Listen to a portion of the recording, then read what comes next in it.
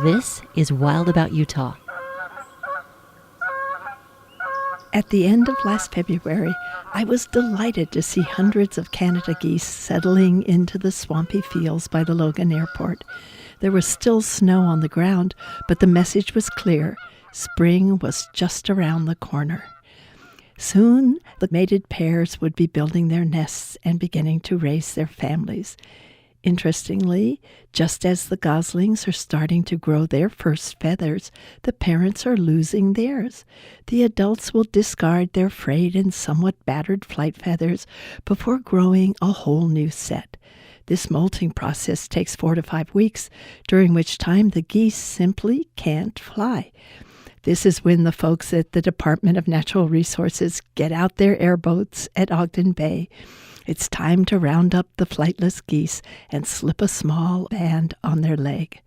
So early morning on June 14th, I joined a small group of volunteers at Ogden Bay. I was told to hop on the airboat number 4. My job was to lie down on the front lip of the airboat, just inches above the waterline, and grab any geese we got close to. The driver then punched the accelerator, and we shot out across the bay. Soon we were gaining on a goose, who heard us coming and picked up his paddling pace. Then, just as I tried to grab him, he dove down and out of sight in the muddy water. I reached down and came up with a handful of pondweed. The driver suggested I hook my feet on the side of the rail and lean further out over the front of the boat. "Don't worry," he said. "If you fall out, just stand up. It's pretty shallow."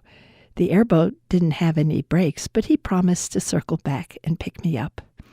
I got braver and caught the next goose.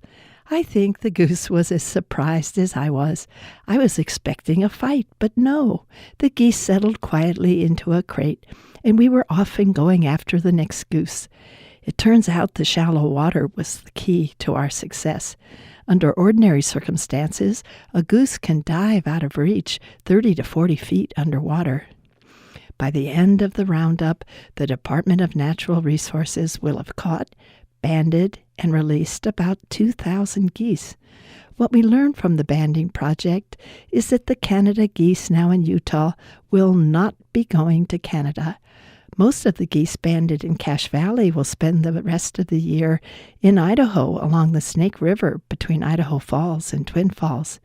These geese are very adaptable. When they see open space with a good supply of grass and water, they will move in. Some geese opt out of migration entirely, like the ones who spent last winter at Logan's first dam. As for the ones who leave, we can expect to see the females back here next spring with a lifetime mate in tow. As for the males, they will go where the females take them. This is Mary Hears, and I'm wild about Utah.